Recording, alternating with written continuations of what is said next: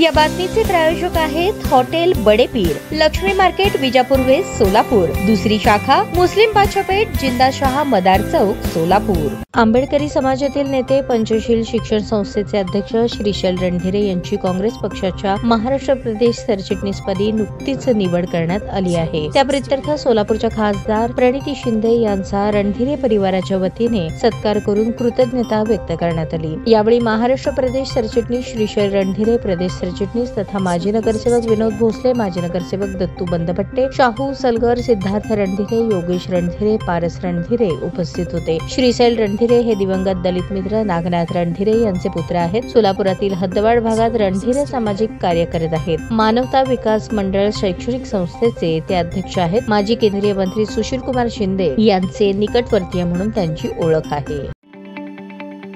ताज्या बातम्या पाहण्यासाठी प्राईम महाराष्ट्र न्यूज चॅनलला सबस्क्राईब करा।